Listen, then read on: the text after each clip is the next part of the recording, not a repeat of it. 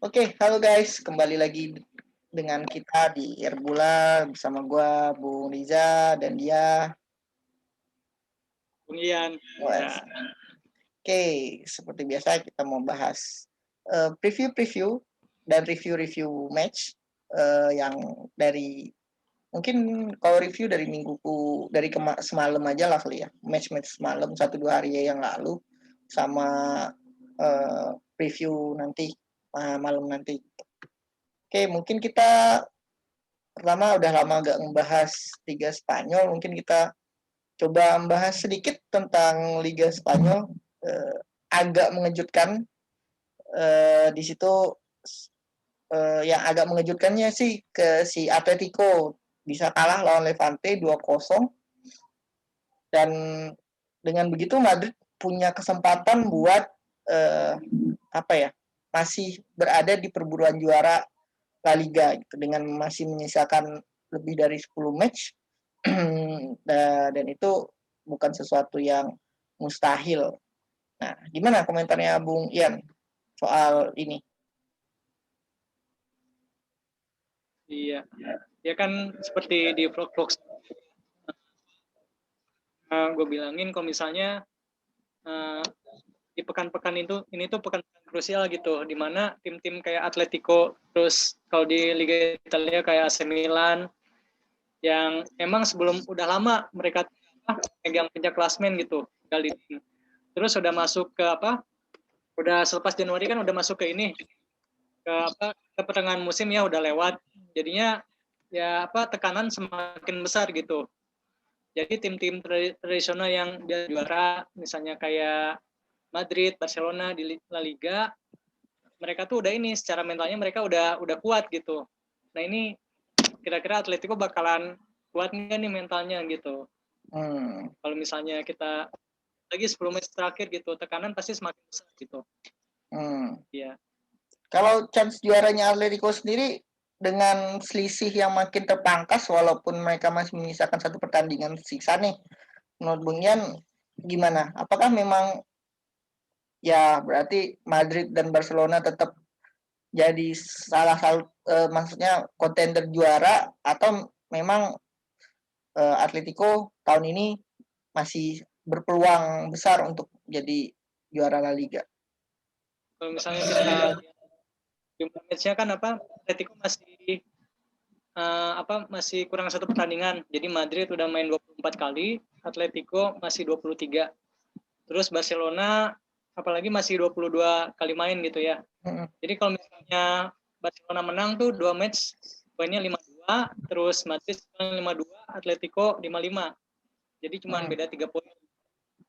Nah, ini pertarungan mentalitas sih, lebih ke mentalitas jadinya. Kira-kira krusial itu, apalagi ini sebenarnya di atas kertas tuh lawan Levante harusnya menang Atletico gitu. Apalagi nanti kalau misalnya mau saling ketemu gitu, Atletico atau Atletico lawan Barcelona, itu tuh benar-benar ini pertarungan mentalitas banget gitu. Berarti kuncinya untuk perebutan juara La Liga ini pertemuan 3 klub ini saling membunuh lah, ibaratnya begitu ya? Ya di situ. Apalagi match ya. Dengan catatan juga tiga tim ini nggak lagi terpleset lah gitu dengan kalah dengan tim-tim yang di bawahnya. Oke, berarti masih punya peluang yang sama tiga tim ini. Ya, kalau Bung Ian pribadi mengharapkan siapa nih yang dapat juara tahun ini di La Liga? Ya, kalau gue sih pengen ya Atletico ya. Persaingan tuh nggak cuma 2 tim doang, Madrid sama Barcelona gitu. Iya. Jadi Atletico sih pengennya gitu. Apalagi kan ada Luis Suarez gitu ya, supaya Barcelona lebih ngerasa nyesel gitu lepas Luis Suarez. Iya. Iya. Suarez masih gacor ya, masih bisa produktif. Itu kenapa pemain yang ngejamin lo setiap musim tuh bisa nyetak 20 gol, kenapa dijual gitu. Sedangkan kita tahu sendiri di Barcelona tuh striker yang perform cuma Messi doang gitu. Iya. Iya. Ya, mungkin Red White sekelas Suarez. Mungkin ada pengaruh juga dengan apa untuk mengembalikan mentalnya pemain-pemain yang sering apa namanya, yang awalnya digadang-gadang kalau untuk Barcelona kayak Griezmann, terus ada siapa lagi satu yang malah ketika dibeli jadi melempem di Barcelona gitu. Mungkin itu sih salah satunya juga kenapa yang dijual Suarez gitu. Tapi ya kalau gue pribadi sih sebenarnya bingung juga sih. Ya pengennya sebenarnya Atletico, cuman dengan ngelihat perjuangannya Barcelona dengan dia sudah apalagi Barcelona krisis kan, menurut gue mereka butuh trofi La Liga sih untuk Barcelonanya, dan mereka lagi reformasi lah ibaratnya dengan gelar Liga domestik menurut gue cukup membantu sih, karena kan belum pasti juga di UCL mereka bisa berbicara banyak gitu di UCL untuk Barcelona. Iya. Agak susah sihnya. Bener. Ya. Paling mungkin ya. Gitu. Oke, paling untuk La Liga seperti itu ya. Mungkin lumayan menarik, 3 tim teratas tanpa ya memang seperti itu lah La Liga. 2 tim kayak Madrid dan Barcelona yang sudah langganan, ditambah beberapa tahun belakangan Atletico Madrid semenjak dipegang dipegang Diego Simeone, jadi lebih berpeluang untuk mengganggu dominasi 2 tim ini gitu. Yang gue sih berharapnya kalau biar si La Liga ini makin makin bagus, muncul lagi tuh kayak Atletico Madrid, walaupun di awal kemunculannya bermain secara pragmatis, tapi belakangan kan juga Atletico Madrid gak terlalu pragmatis lah mainnya. Lihat lawan juga dia. Iya. Terbukti kayak lawan Levante malah sebenarnya dia termakan oleh permainannya dia tersendiri sepertinya. Karena gol-golnya ya itu. Peluang sebenarnya lebih banyak dari Atletico. Ya, dengan serangan balik Levante bisa ngegolin gitu. Ya. Oke, mungkin untuk La Liga seperti itu. Nextnya kita ke Serie A. Serie A tadi malam ada Lazio, tim gua lawan Sampdoria. Menang tipis 1-0, lumayan. Tapi ya cukup meramaikan, kalau Lazio meramaikan 4 besar lah tiket ke Liga Champions. Ya gue berharap masih bisa mengunci tiket. Jadi ya seperti yang pernah gue kasih terangkan sebelumnya di video-video kita sebelumnya, kalau Lazio ini paruh musim kedua biasanya dia mulai ngegas. Walaupun minggu kemarin sempat kalah lawan Inter 3-1 yang gue ini nih lumayan miss juga Inter bisa kalahin Lazio 3-1 gitu. Nah, tapi dengan begitu kalau kita nyambung dengan Inter nih, Inter malam juga bakal ada big match lawan AC Milan nih. Nah, ini yang menurut gue sulit diprediksi. Kenapa kemarin AC Milan di UEL seri ya lawan tim mana itu? Gue lupa dah. Seri 2-2 dengan gol telat, gol menit 90 ya kalau nggak salah. Dan Inter posisinya nggak bermain di di kompetisi lain selain Champions nggak main, Eropa nggak main, dan itu memberikan keuntungan tersendiri untuk Antonio Conte menurut gua, dengan dia memakai 3-5-2 yang memforsir wingnya selalu naik turun. Jadi dia dengan dia cuma main seminggu sekali, fitnessnya tuh kebugarannya lebih terjaga gitu. Nah, kalau Bung Ian sendiri gimana nih? Lihat nanti malam match-nya, big match Inter Milan versus AC Milan. Walaupun di kandang, kalau kita lihat secara match ini kandangnya AC Milan gitu. Yang menariknya juga pertandingan sebelumnya yang notabene itu di kandang Inter, Milan bisa menang 2-1 gitu. Nah, gimana Bung Ian? Ya kalau misalnya match yang pertama gitu musim sama yang musim ini kondisinya udah berbalik gitu. Jadi Mana mental Milan kebukti dari kemarin match terakhir lawan Spezia mereka kalah, ternyata performanya juga nggak membaik di Liga Eropa. Mereka juga nggak bisa meraih kemenangan di tim yang di atas kertas mereka bisa menang gitu ya dengan materi pemain AC Milan yang ada gitu. Sedangkan Inter Milan di match terakhir mereka bisa menang gitu ngelawan tim 4 besar yaitu Lazio gitu. Jadinya kondisinya berbalik nih dibandingkan pas match sebelum paruh musim dan setelah paruh musim gitu. Jadi sekarang Inter yang di atas kertas bisa menang gitu lawan Milan gitu. Soalnya kondisi mental pemainnya lebih baik. Terus yang kedua kebugaran pemainnya juga lebih bagus gitu. Soalnya mereka udah ada kompetisi lain gitu. Jadi bisa fokus ke Serie A. Yang ketiga, mereka punya ini variasi pemain yang lebih banyak dibandingkan Milan gitu. Lapis 1 sama lapis 2-nya itu merata kalau di Inter tuh. Kalau misalnya kita lihat misalnya Hakimi di sisi kanan gitu, dia lagi ngebuka, di sana masih ada Darmian gitu. Jadi misalnya Perisic lagi ngebugar masih ada Ashley Young gitu. Konteks mainnya di sayap gitu ya. Jadi banyak banget variasinya gitu.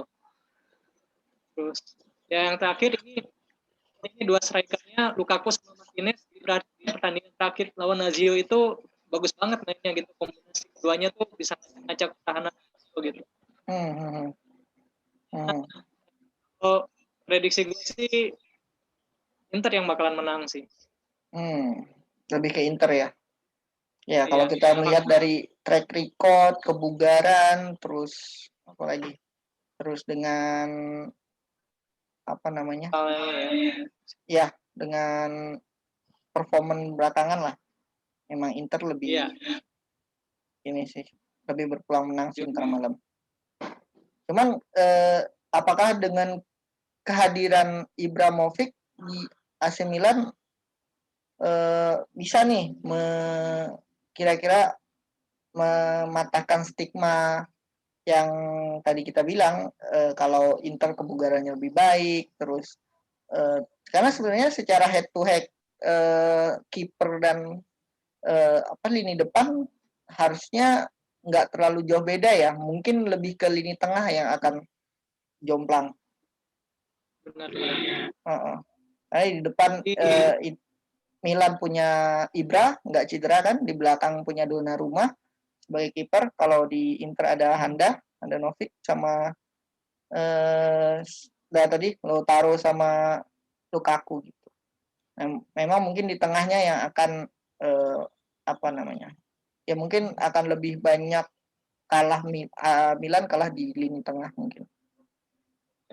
Cuman kalau kita melihat memang tadi kita ngomong Inter itu akan lebih mendominasi lah ya, lebih ke mendominasi pertandingan. Nah, dengan begitu kan Milan ini sebenarnya apa ya, untuk gimana sih kira-kira mereka bisa menang gitu dengan kebugarannya yang memang kemarin habis main di UEL, terus sama tren mereka yang juga lagi jelek gitu. Menurut Bung Ian gimana nih biar mereka paling nggak bisa memberikan perlawanan lah ke Inter.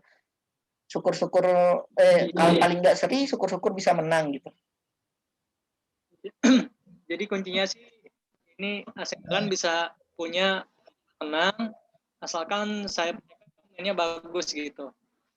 Theo sama Calabria ditambah ini masalah Milan sekarang ini di match terakhir sebenarnya ini back tengahnya gitu, di back tengahnya.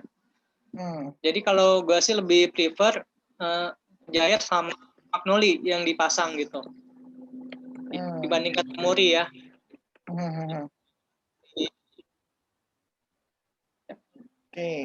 Itu kan kalau misalnya di sayap Theo Hernandez tuh. Jadi dua back sayap yang sama-sama produktif musim ini tuh. Iya. Bisa jadi kunci misalnya mereka menang pertarungan di sayap, Milan menang gitu. Bisa crossing bola lah Ibra lah minimal gitu ya. Bisa ngasih crossing bola ke Ibra. Jadi kan ya manfaatin tinggi badannya ya bisa masih ada peluang gitu. Terus di lini kedua bisa juga ini Milan maksimalin peran Calhanoglu. di situ ya. Dari bola-bola dari kotak penalti bisa dimanfaatin Calhanoglu ataupun set piece-nya dari Calhanoglu. Tapi di sisi lain nih Inter lagi bagus juga nih ya, Erikson di bagus-bagusnya juga nih. Ya, jadi menarik sih, banyak opsi gitu ya. Ini permainan dari sayap, terus bola-bola masuk. Soalnya punya pemain-pemain yang memang mumpuni. Iya. Kalau kita ngomongin bakalan ketat. Ya, itu kan tadi kita lebih ngomongin ke soal pemainnya ya. Nah, kalau untuk formasi, apakah masing-masing tim akan menerapkan formasi pakemnya yang seperti Inter Milan biasanya akan pakai 3-5-2 dan AC Milan akan pakai 4-2-3-1, ataukah menurut Bung Ian akan ada perubahan sedikit terutama di Milan gitu? Iya. Kalau ngeliat dari tipikal Conte, mereka tuh pelatih yang jarang ganti formasi, tapi memang ini sering rotasi pemain aja. Tapi kalau misalnya formasi itu jarang mereka tuh. Jadi sih pakai formasi ini ganti gitu. Itu aja sih. Oke, berarti formasi sih kayaknya akan tetap pakem, dua pakem itu ya. Dan apa namanya, dan si Conte dan si Pioli ya, lebih ke bermain dengan skuad terbaik lah harusnya ya, skuad terbaik dari masing tim gitu. Milan sih masih masih cedera, jadi mungkin Tonali yang dipasang. Tapi kan ada penggantinya kan, dan nggak terlalu sentral juga kan. Benasir sebenarnya ini perannya buat apa? Buat dia motong serangan. Serangan tuh Benasir salah satu pemain yang penting gitu. Oke. Ya. Oke, berarti kayaknya salah satu yang bikin agak turun itu nggak ada Benasir, jadi lini tengahnya kurang seimbang. Iya. Berarti memang lumayan udah ada peningkatan mainnya, progresnya udah lumayan gitu dibandingkan awal musim. Oke. Berarti paling enggak Milan sekarang dengan beberapa aspek yang tadi kita omongin kemungkinan kalah, tapi berarti untuk menang salah satunya harus spirit dan mungkin ego dan rivalitas lah ya, supaya gimana caranya satu untuk kembali ke puncak, terus kedua gengsi di derby gitu, karena pertemuan pertama mereka udah menang. Oke, siap. Oke, lumayan seru harusnya ntar malam. Mungkin ya bagi teman-teman yang menonton bisa ntar malam itu jam 10 kalau nggak salah gua. Mungkin ada ditayangkan di salah satu TV swasta di Indonesia. Jadi harusnya biasa bisnis begini akan ada tayang di salah satu TV swasta lah di Indonesia gitu. Jam 9, ntar malam jam 9. Ya, jadi sebelum bobo malam kalau pada mau nonton masih bisa nonton gitu. Oke. Mungkin itu dari Serie A. Untuk Juventus dan Napoli ya pesaing 4 besar mungkin nggak terlalu banyak ya minggu ini tekanannya. Harusnya mereka bisa kayak Juventus, Roma gitu. Harusnya nggak akan nggak akan aneh-aneh lah, karena Roma akan ketemu Benevento, Juventus akan ketemu Crotone gitu. Yang seru sih Napoli Atalanta sih sebenarnya. Posisi 5-6.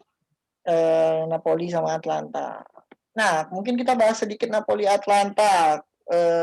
Yang gua baca terakhir itu sebenarnya Napoli dalam keadaan kondisi yang tidak diuntungkan karena nyaris setengah pemainnya, terutama pemain intinya tidak bisa dimainkan. Ada sekitar 10 atau 11 yang menyebabkan Gattuso ketika kemarin terakhir main di UEL berkomentar ya percuma juga mereka menang kalau nggak ada pemain yang bisa dimainkan gitu. Nah, gimana nih menurut Bung Ian, apakah memang Atlanta akan lebih berpeluang walaupun mainnya di Napoli, ataukah seperti apa? Iya. Kalau menurut gue sih ini Atalanta punya peluang menang lebih besar ya. Atalanta yang pertama ya karena itu tadi benar. Jadi Napoli lagi banyak pemainnya yang nggak bisa tampil. Sedangkan di selain Atalanta hampir semua pemain intinya bebas cedera gitu. Terus memang ini Atlanta akhir-akhir ini performanya lagi bagus banget, terutama Luis Muriel gitu. Luis Muriel ya. Jadi dia tuh ini bukan pemain inti sebenarnya, pemain intinya tuh ini Dufan Zapata. Jadi sering masuk, tapi dia udah nyetak 13 gol sekarang tuh, Muriel. Iya, kebanyakan dari bangku cadangan. Iya. Super Terus sub. ya ini sih super sub. Tapi di sisi lain Atlanta nanti bakalan tengah pekan ini bakalan ketemu Madrid di Liga Champions. Iya. Jadi mereka harus bisa bagi ini nih, bagi fokus gitu. Iya. Kira-kira di Serie A bisa nggak nih dapat 4 besar? Soalnya ini juga match penting gitu. Kalau misalnya mereka menang, mereka bisa geser posisi Napoli. Tapi di tengah pekan mereka juga harus ketemu Madrid gitu. Iya, 2 pertandingan sama penting gitu. Iya. Tapi sih di atas kertas ngelihat kondisi pemain Napoli yang banyak yang nggak bisa main, jadi kemungkinan masih Atalanta yang menang. Masih Atalanta yang menang ya. Ya, memang dari kondisi ya yang kayak tadi gue bilang pelatihnya sendiri Gattuso membuat statement yang negatif gitu ya. Memang kondisi timnya saat ini seperti itu, termasuk realistis lah yang kemarin sempat diincar beberapa klub besar nggak bisa main kan karena COVID gitu. Ini memang kondisi Atlanta memang sedang kondisi Napoli memang sedang rapuh, dan sebaliknya Atlanta bisa full power. Cuman ya benar tadi kata Bung Ian, apakah Atlanta akan mainin semua tim intinya untuk melawan Napoli, karena mereka akan ketemu Real Madrid gitu. Dan sebenarnya untuk di UCL sendiri, dengan mereka ketemu Real Madrid, kondisi Madrid juga sebenarnya masih nggak stabil. Sebenarnya mereka juga masih berpeluang ya untuk memberikan perlawanan lah paling nggak ke Madrid gitu. Terutama dengan style mainnya mereka yang menurut gua lumayan atraktif sih Atlanta ini. Iya. Iya. Ya kita lihatlah paling nggak ya kalau seri sebenarnya menguntungkan tim-tim di atasnya seperti Lazio, Juventus, karena mereka nggak akan tergeser paling nggak. Nah, cuman kalau salah satu yang menang juga ya sebenarnya nggak ada terlalu masalah sih, karena perburuan 4 besar mungkin akan lebih diramaikan oleh tim-tim seperti Juventus, Lazio, Roma gitu ya, termasuk Napoli dan Atlanta gitu. Ya ibaratnya udah seperti Liga Inggris lah, yang mungkin cuman kalau di Italia belum ada tim seperti City yang udah peluangnya udah paling besar gitu, karena beberapa tim di bawahnya masih bisa mengejar Scudetto. Ya, di Serie A. Oke, mungkin dari Serie A seperti itu dulu ya. Mengingatkan lagi ntar malam match penting antara Inter Milan lawan AC Milan jam 9 malam, harusnya ada disiarkan di salah satu stasiun televisi swasta. Tinggal browsing aja lah gitu. Next kita ke Inggris. Wah, Inggris lumayan mengejutkan. Mungkin kita bahas preview tadi malam dulu kali ya. Tadi malam ada Liverpool yang lagi-lagi semenjak beberapa match terakhir, mungkin semenjak lawan MU kali ya. Setelah itu udah mulai turun semenjak kalah lawan MU di FA Cup. Dia turun terus trennya Liverpool, walaupun di UCL kemarin sempat menang 2-0. Tapi di liga domestik sendiri mereka agak susah nih, bahkan udah mulai tersingkir di 4 besar. Nah, gimana Peringkat Bung Ian? Sekarang peringkat 6 dengan sudah 6 ya. memainkan 25 pertandingan. Iya, aduh. Ada Everton yang poinnya sama tapi masih memainkan 24 pertandingan, Aston Villa yang masih 22 pertandingan gitu. Ya masih bisa mengancam posisinya Liverpool gitu. Bahkan mereka sendiri sekarang untuk keempat besar agak, walaupun selisih dengan peringkat 2 MU dan peringkat 3 Leicester itu nggak terlalu besar, cuman sisi 6 poin gitu. Tapi MU dan Leicester punya nanti malam akan memainkan pertandingan sisa gitu. Pertandingan apa untuk minggu ini. Nah, gimana menurut Bung Ian performanya Liverpool nih? Iya kan ini dari salah satu derby terpanas juga di Liga Inggris. Jadinya ya pasti ada motivasi berlebih harusnya. Tapi ya sayangnya Liverpool pas match ini di menit-menit awal itu udah kehilangan Henderson gitu. Iya. Benar. So, mereka mainin Chris Williams, back muda gitu ya, didudukin sama Kabak juga pemain baru. Ya, makanya kita lihat di gol pertama itu ya Ozan Kabak masih belum nyetel gitu ya. Jadi dia nggak tahu tiba-tiba si Richarlison muncul gitu dari tengah-tengah pemainnya gitu ya, tengah-tengah back Liverpool. Blind spotnya. Nah, Kabak ya sih ya, jadinya gol pertama ya kesalahan Ozan Kabak sih. Iya, masih belum bisa nyetel. Terus yang gol kedua dari penalti ya. Penalti Sigurdsson. Karena di tackle Calvert-Lewin. Ya jadinya ya emang Liverpool yang pertama kondisi pemainnya memang lagi nggak ideal. Yang kedua di beberapa match terakhir ya mereka ini kalah terus ya. Terutama kalau main di Anfield. Trennya tuh mereka kalahnya tuh di Anfield gitu. Di kandang sendiri jadinya. Malah kebanyakan menangnya di kandang lawan. Jadinya jadi kayak kutukan gitu. Musim ini Anfield buat Liverpool. Iya. Sebenarnya kalau misalnya kita lihat match-nya sih sebenarnya berimbang, tapi ya kipernya Everton mainnya lagi bagus gitu. Ya, Jordan Pickford ya. Ya, beberapa kali penting sih. Iya. Terus pemain Liverpool ya penyerangnya kurang tenang gitu, kurang tenang nyelesain peluangnya. Jadinya ya sayang kalah lah gitu jadinya ya lawan Everton. Everton. Ya. Iya. Begini ya mungkin kalau bisa dibilang Liverpool udah kayak MU lah belakangan yang susah menang kandang.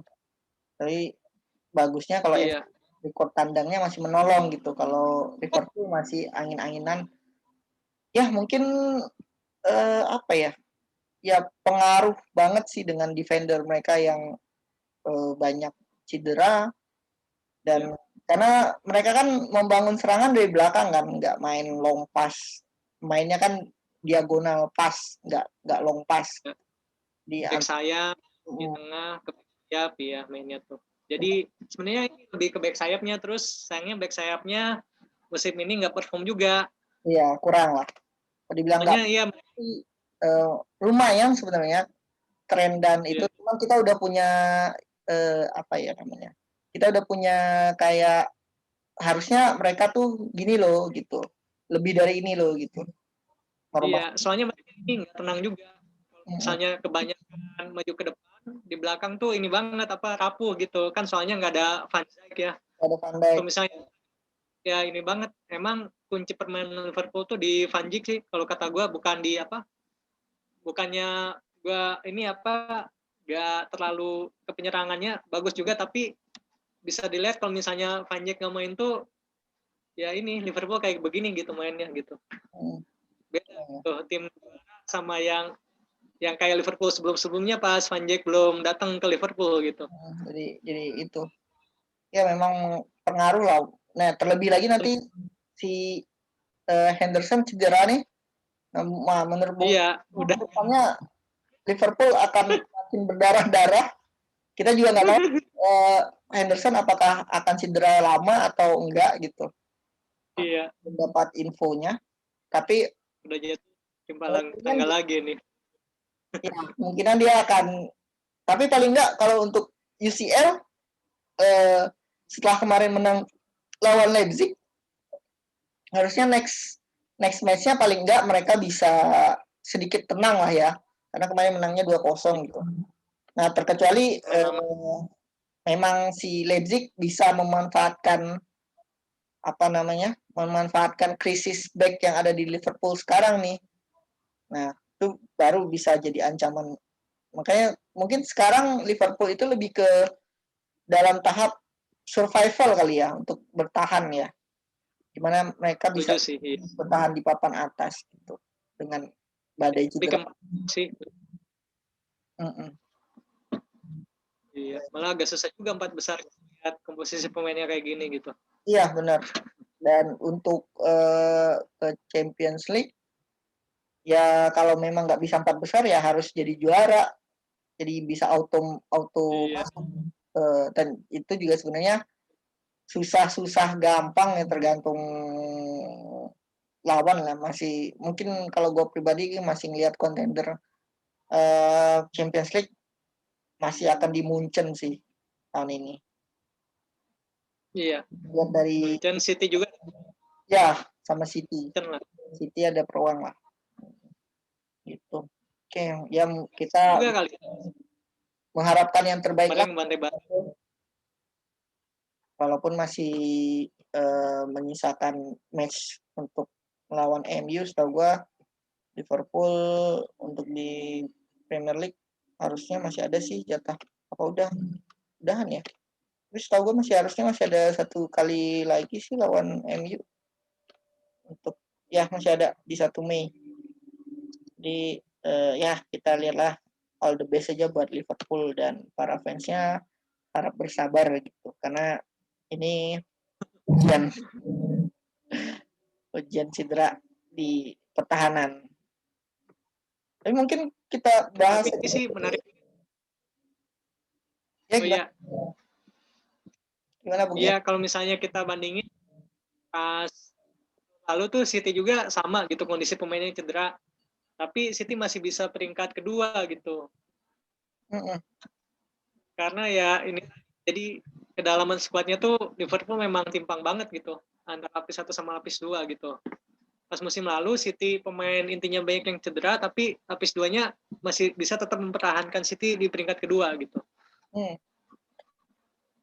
Iya, Liverpool ini menurut Bung Ian lebih baiknya Klopp merubah sedikit sistemnya, misalnya dengan memainkan 4-2-3-1 gitu, yang dia lebih punya, karena ya tadi karena di lini belakang nggak ada Van Dijk, terus Henderson juga kita nggak tahu kondisinya gimana gitu. Nah, jadi lebih ke, karena sebenarnya kan di depan itu punya penyerang-penyerang yang punya kecepatan sebenarnya gitu. Nah, akankah nggak lebih baik Klopp ini mencoba mengganti sistemnya sampai pemain-pemain yang dia butuhkan untuk sistem lamanya yang 4-3-3 itu jalan gitu.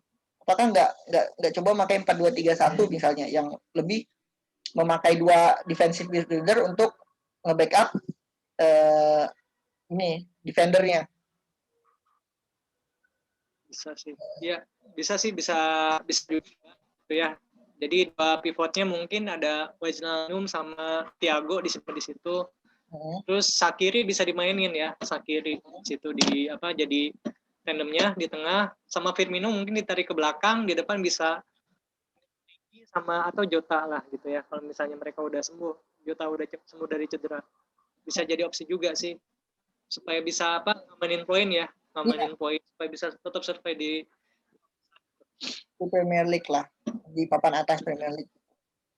Ya, mungkin menurut gua yang bisa dilakukan Liverpool itu sedikit mengubah sistem permainan yang mungkin nggak perlu terlalu ball position, jadi melakukan apa yang kita bisa bilang reaktif football lah. Jadi nggak dominasi lagi, cuman sedikit mentuning lebih untuk ke mengamankan poin-poin aja, terutama melawan tim-tim kecil gitu. Itu sih menurut Iya, gua. soalnya udah matchnya udah tinggal sedikit lagi gitu ya, harus ini juga harus kepikiran juga ke sana. Klub soalnya udah beberapa kali kehilangan poin gitu. Iya. Oke, mungkin tadi kita sempat bahas City juga nih yang di Champions juga masih berpeluang dan di Premier League juga masih berpeluang, tapi malam ini akan coba dijegal oleh Arsenal. Yang trennya Arsenal juga sebenarnya untuk dari segi permainan oke belakangan, walaupun nggak semua hasilnya mencerminkan permainannya mereka gitu. Nah, gimana menurut Bung Ian kesempatan Arsenal untuk menjegal City ntar malam? Iya. Kalau dari pertandingan bakalan seru banget gitu ya. Bakalan seru banget, bakalan ketat. Karena ya Arsenal di match terakhir mereka menang dengan skor besar lawan Newcastle, terus Aubameyang juga lagi performnya lagi bagus gitu ya setelah hat-trick di match terakhir. Ya harus hati-hati juga nih City sama Aubameyang gitu. Soalnya Aubameyang tipe striker yang misalnya udah ketemu performnya bakalan terus-terusan golin gitu. Hati-hati gitu City. Terus dari Arsenal sendiri ya trennya lagi bagus gitu ya. Dari sisi permainannya lagi bagus mereka tuh. Terutama ini Bukayo Saka gitu. Jadi kunci permainan ya Bukayo Saka. Terus yang ketiga ada Odegaard dari Madrid. Iya, bisa jadi opsi kreativitas. Yang terakhir ini Emil Smith Rowe ya. Iya. Jadi dia semenjak dia main tuh pernah mengecewakan gitu mainnya, hampir selalu supply assist ataupun gol, jadinya harus hati-hati lah City ke 4 pemain ini gitu. Mungkin kita nggak akan banyak bahas Arsenal. Odegaard ya. Kalau City-nya gimana nih? Bung Rija nih, kalau dari City. Harusnya City ya kayak City terakhir kemarin juga sempat menang lawan Everton 3-1 dan seperti biasa harusnya City bermain dengan false nine sih. Dengan false nine dia bisa ada Foden untuk ngegolin, ada Mahrez, ada Bernardo Silva gitu, ada siapa lagi, Hernandez. Karena City bisa ngegolin dari mana aja sih, termasuk dari back sampai striker, bahkan striker pun mereka nggak terlalu punya striker murni sih. Kayak paling si Gabriel Jesus ya. Terus mereka ada De Bruyne juga gitu, ada Ferran Torres, ya banyak lah yang bisa dipakai di City ya nggak bisa. Bingung juga sih karena ya balik lagi ke yang tadi sempat disinggung, City lapis 1 sama lapis 2-nya ya nggak terlalu beda jauh sebenarnya. Jadi tergantung yang mana yang lebih siap aja untuk dimainkan melawan Arsenal ntar malam gitu. Ya paling kita lihat di di City itu gimana caranya mereka nggak kebobolan. Yang gue perhatikan City akan tetap main dengan ball position. Jadi untuk Arsenal untuk bisa menang atau mencuri poin dari City itu ya paling caranya dengan counter attack sih gitu. Nah itu aja, counter attack dan mungkin bola mati ya, set piece ya, corner kah atau free kick.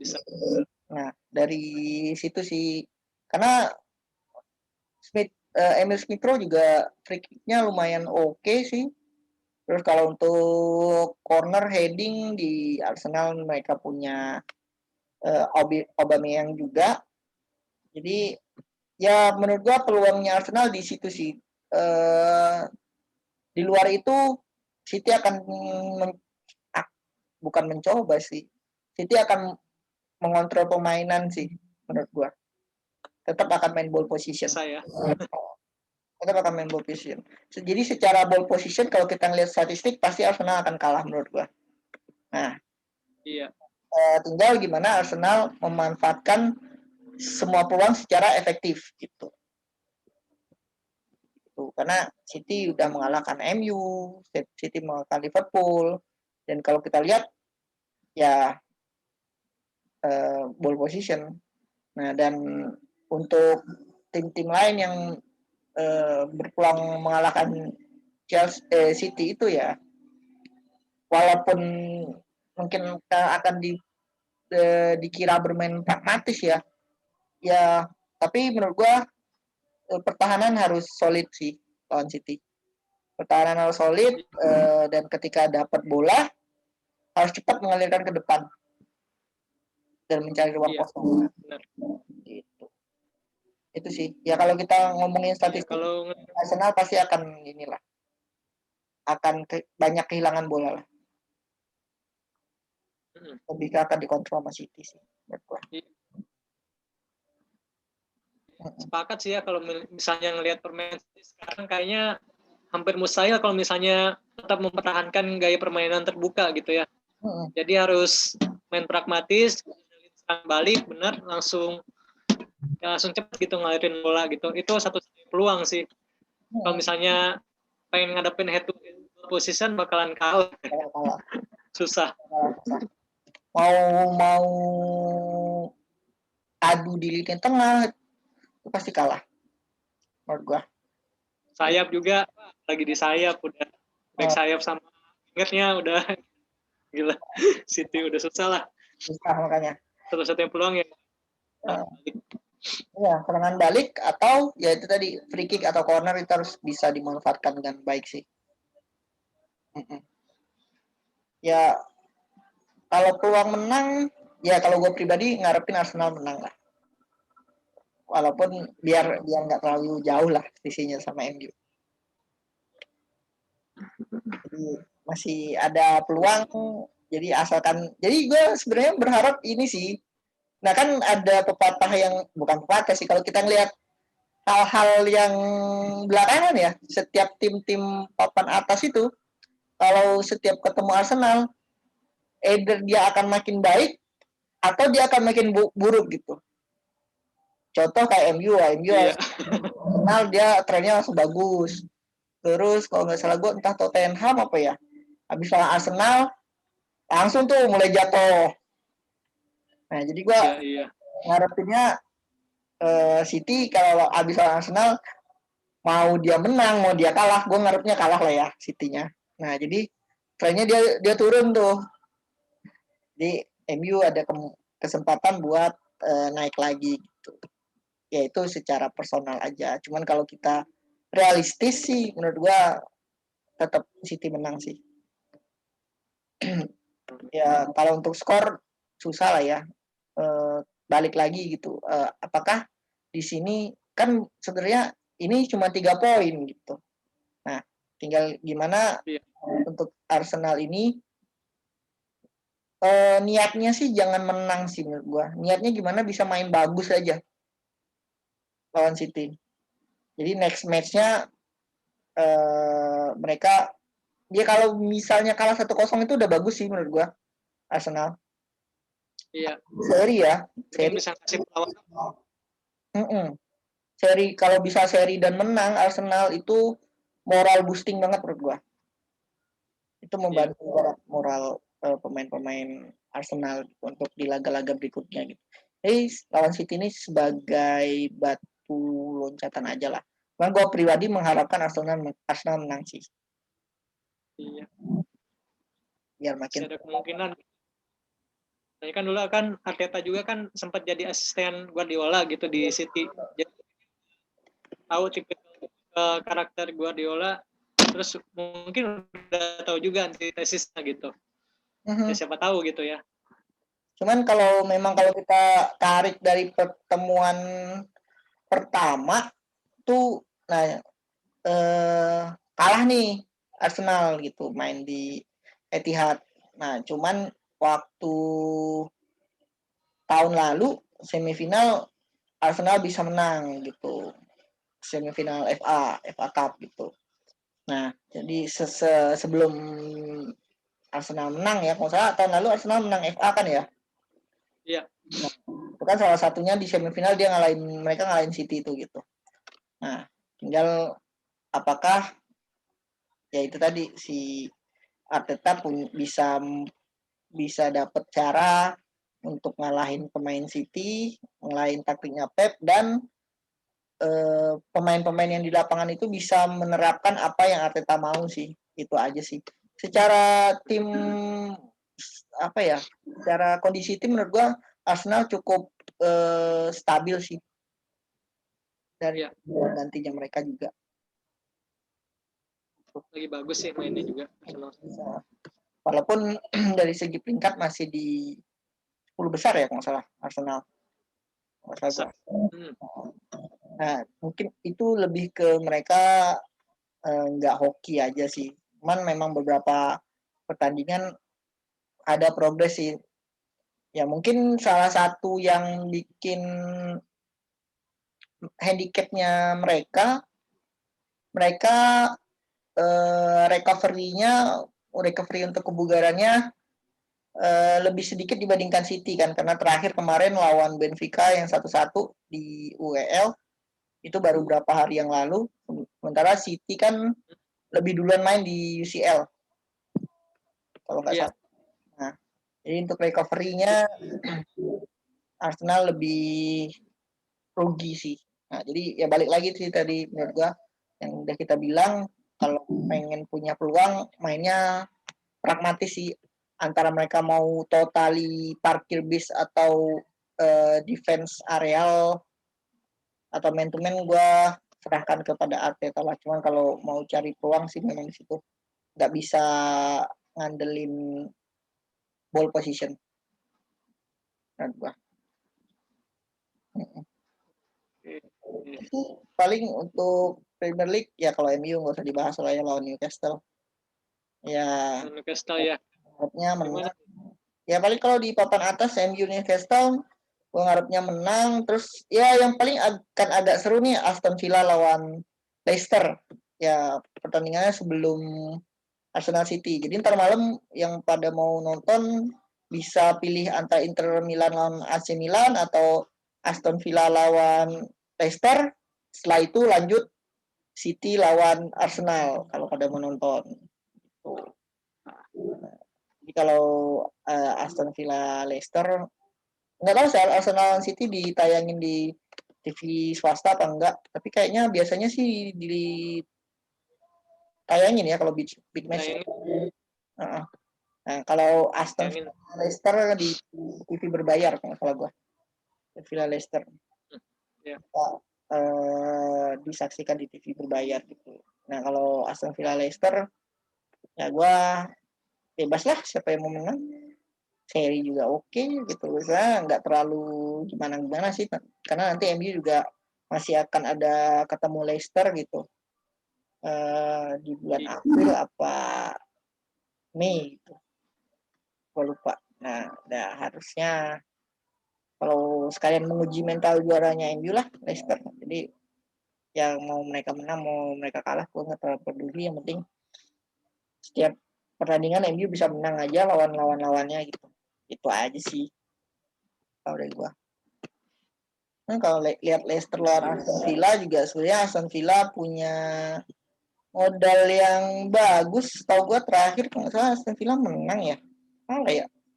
Gue lupa sih. Aston Villa sekarang ada di peringkat 8 seri ya terakhir. Aston Villa seri, sementara Leicester menang pertandingan terakhir. Aston Villa itu seri lawan Brighton. Sementara Leicester ya minggu kemarin yang menang lawan Liverpool gitu. Kalau untuk lihat dari segi moral ya pasti Leicester lagi di atas angin lah ya, bisa menang lawan Liverpool gitu 3-1. Nah tapi balik lagi dan di UEL kemarin sempat menang masalah gue ya, menang apa seri deh ya, seri sih deh Leicester seri deh, yang menang itu ya, yang menang si Tottenham ya yang di UEL. Kemarin si Iya, Leicester Tottenham menang lawan Wolfsburg. ya itulah yang dari Swiss kalau nggak salah gua. Kemarin Iya, Leicester seri 0-0 lawan Slavia Praha. Jadi seru ya. harusnya sih lumayan seru ya untuk Leicester sama Aston Villa juga. Tapi gua lihat ntar lah. Soalnya Mm-mm. saya sama kan ya, poinnya sama MU sekarang gitu. Jadi Ah, kayaknya harusnya ya Leicester juga lagi bagus performanya gitu ya, stabil. Terus kayaknya chemistry antara pemain tuh udah kuat gitu kalau Leicester, walaupun secara kualitas pemain sebenarnya biasa aja, apalagi backnya itu Johnny Evans gitu ya, mantan pemain MU yang dibuang sebenarnya, tapi sekarang Leicester back yang solid gitu. Jadi Leicester sih tetap punya peluang menang lebih besar sebenarnya daripada Aston Villa. ya cuman nggak terlalu banyak lah selisihnya sih. Ya di beberapa pemain depan sih gue suka Leicester, ada Harvey Barnes yang terakhir lawan MU cukup merepotkan. Terus Eh, lagi bagus soalnya dia bagus banget, di lagi oke banget. kipernya Iya. juga oke si Casper Schmeichel walaupun udah 32 tahun. Ya, Yang keren tuh tengahnya sebenarnya, tengahnya tuh bagus banget mereka, 3 pemainnya tuh Madison, Tielemans sama Ndidi tuh. hmm, hmm, hmm. Ya udah Madison padu lah di tengahnya gitu. Yang Leicester bagus City. Hmm. tengahnya. Ya dan ya kita sebenarnya secara kualitas nggak berbeda jauh sama Aston Villa sih sebenarnya. Ya, cuman kita lihat aja lah. Istri doang. Iya. Ya makanya sebenarnya ya mungkin Leicester lebih diunggulkan sedikit dengan Iya. apa namanya dengan di kemarin minggu lalu sempat menang gitu lawan Liverpool. Itu aja sih, cuman secara kualitas pemain nggak gimana-gimana. Dan mungkin kalau bagi yang mau nonton juga jam 7 ada West Ham lawan Tottenham. Nah, Ini kalau dibilang seru juga mungkin seru karena belakangan West Ham trennya lagi bagus, sementara Tottenham trennya lagi jelek. ada Lingard lagi bagus banget kan mainnya di West Ham kan. Ya iya, Lord Lingard. Lord Iya. SM harus dibantu sama Lord. Walaupun di FA kalah kemarin lawan MU 1-0 ya karena Lord Lingard nggak main sih kan nggak boleh main kalau ketemu MU dia. Iya. Ya ya lumayan lah. Kalau sekilas mungkin kita bahas sedikit West Ham sama Tottenham. Gue sih sebenarnya mengunggulkan West Ham ya karena si West Ham harusnya mereka berani bermain terbuka sih, apalagi mereka main di kandang gitu. Walaupun sekarang nggak terlalu ngaruh kandang sama tandang gitu karena nggak ada penonton. Tapi menurut gua West Ham sih lebih berpeluang dilihat dari track record belakangan sama harusnya mereka berani bermain terbuka jadi dibanding kayak Tottenham yang ya mungkin akan cenderung pragmatis lagi si Mourinho karena secara peringkat West Ham di atas Tottenham gitu. Jadi ya harusnya gue mengharapkan West Ham menang sih. Selain karena ada Iya. Lingard. Tapi ya iya. Harus hati-hati juga sih Tottenham ini, soalnya di match terakhir di Liga Eropa Gareth Bale udah mulai ketemu lagi nih performa terbaiknya. Oh ya, yang tadi kita sempat singgung menang 4-1 kan. Ya, di situnya sih. Di tipikal iya. Jadi harus agak hati-hati nih West Ham sama Gareth Bale nih, udah mulai lagi kayaknya dia. Oh iya. Bagi yang ya harusnya lumayan seru juga ntar malam yang jadi match pembuka lah. Kalau pagi yang mau nonton maraton di jam 7 itu ada West Ham, terus nanti lanjut lagi kalau bagi mau nonton Serie A itu ada Inter Milan AC Milan, kalau enggak Aston Villa lawan Leicester. Nextnya big match lagi City lawan Arsenal. Nah, nanti paling kalau pengen nonton ya MU lawan Newcastle aja lah malam. Ya kalau sempat gue nonton sih yang City lawan Arsenal mungkin sama Inter lawan Milan mungkin. Cuman nggak tahu juga. Lihat banyak kerjaan lain nggak di rumah. Gitu. Oke. Paling itu sih. Chelsea kelewat ya? Oh iya, Chelsea, preview Chelsea ya. Ya kita bahas sedikit lah preview Chelsea. Ya sebenarnya ya. Lawan Southampton semalam, gue babak pertama udah happy tuh. Southampton bisa ngegolin 1-0. Yang ngegolin si Minamino lagi. Gitu. Nah tapi bisa dibalas penaltinya. Golnya Chelsea penalti si siapa sih namanya? Gue lupa lagi. Mason Mount ya? Mason Mount. Iya. Ya. Ya, nggak banyak sih kalau dari City. Jadi Chelsea. Ya, balik lagi Tuchel belum terkalahkan semenjak dia nanganin Chelsea. Berita bagusnya itu sih buat Chelsea. Kalau buat Southampton ya lebih ke ya mungkin Minamino itu Minamino ya. Minamino itu harusnya dia nggak langsung ke Liverpool sih kayaknya. Memang harusnya dia harus nyesuaiin dulu ya ke tim papan bawah. Buat naikin mental dulu. Papan tengah buat naikin mental atau naikin apa atau adaptasi intinya dapat iya.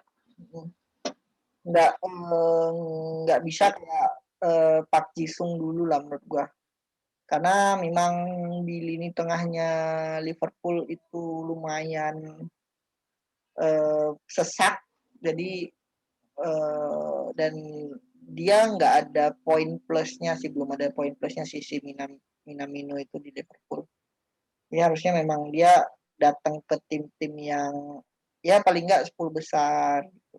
Ya kayak Southampton biar buat adaptasi liga. Cocok lah ini di sini. Lumayan cocok lah gitu. Si Minamino. Nyetak 2 gol. Ya, udah nyetak 2 gol. Minggu yang kemarin lawan Chelsea sama sebelumnya kan ya? Lawan apa gitu. Ya, orang Asia ya juga lah. Ya, jarang kan pemain Asia yang Son Heung-min gitu ya. Pride-nya Asia lah, tapi memang untuk dibilang world class ya belum lah. Ya palingnya itu harusnya apa namanya? Memang pergi ke tim yang biasa aja tapi kerja keras gitu. Kalau orang Asia memang harus kerja keras sih menurut gua. Kayak Park Ji-sung. Iya. Park Ji-sung kan plusnya kan dia bisa nge-cover area mana aja tuh, lari terus tuh. Nah, itu poin plusnya. Setelah itu ya kayak mode Son Heung-min lumayan sebenarnya, tapi apa namanya? Bukan tipikal yang masih belum world class lah. Tapi dia di Tottenham udah lumayan cocok sih. Tinggal gimana dia membuktikan dia bisa jadi world class, pemain kelas dunia gitu. Bikin konsistennya aja. Kalau Chelsea nggak banyak yang bisa dibahas sih sebenarnya pertandingan Chelsea lawan Southampton tadi malam menurut gua. Ya seri, jadi seri pun mereka masih di 4 besar kalau nggak salah gua. Chelsea. Oh ya. Masih di 4 besar Chelsea. Ya lumayan stabil juga sih, masih di arahan Tuchel, belum pernah kalah gitu. Ya paling itu aja sih buat Chelsea. Secara permainan lebih baik lah dibanding sama Lampard, dan sebenarnya kan Tuchel juga masih coba-coba kan. Yang sedikit berbeda mungkin nggak ada anak emas lagi lah zamannya Tuchel. Jadi dia coba semua pemain. Gitu. Itu sih paling si Chelsea. Nah, paling itu aja. Nggak ada lagi kan ya harusnya yang bisa kita bahas. Lumayan panjang juga, sejam lebih kayaknya nih. Lebih ya.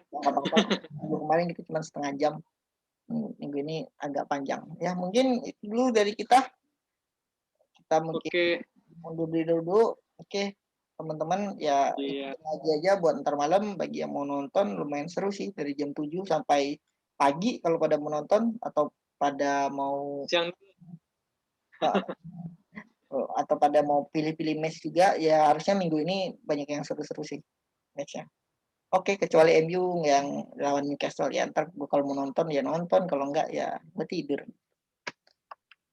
lihat highlightnya aja atau apa lihat pertandingan fullnya tapi apa siaran tundanya gitu di salah satu TV berbayar.